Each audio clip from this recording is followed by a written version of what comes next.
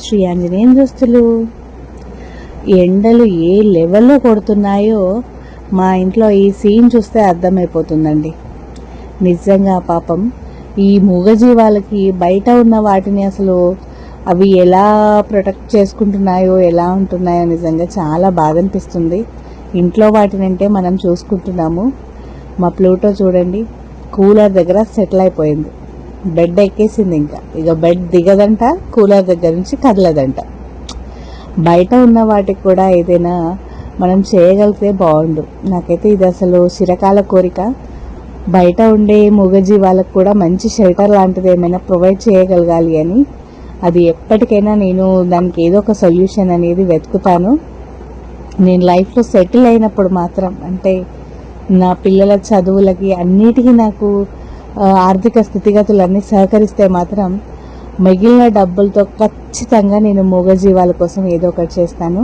ఇది మాత్రం షూర్, రాసి పెట్టేసుకోండి. ఇక మన ప్లూటో విషయానికి వస్తే, మా ఆయనను తరిమేసి మరీ బెడ్ ఎక్కేసింది. అది కూలర్ దగ్గర నుంచి కదలదంట అసలు ఎంత వేడిగా ఉంది బయట. ఆ వేడి వల్ల అసలు పాపం ఎంత సఫర్ అవుతున్నాయో నిజంగా. అసలు డే మొత్తం ఇంట్లోంచి బయటికి రావట్లేదు అది. బయట అసలు వేడి గాలుల వల్ల.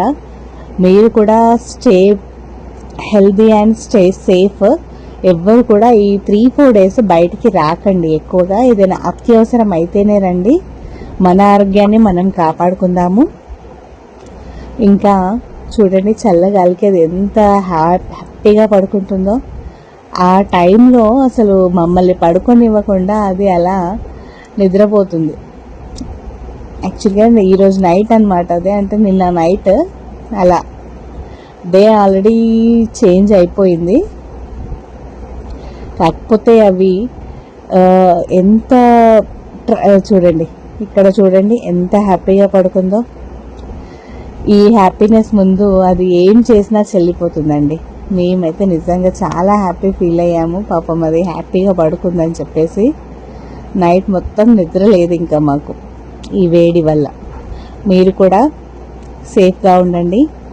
Bye friends.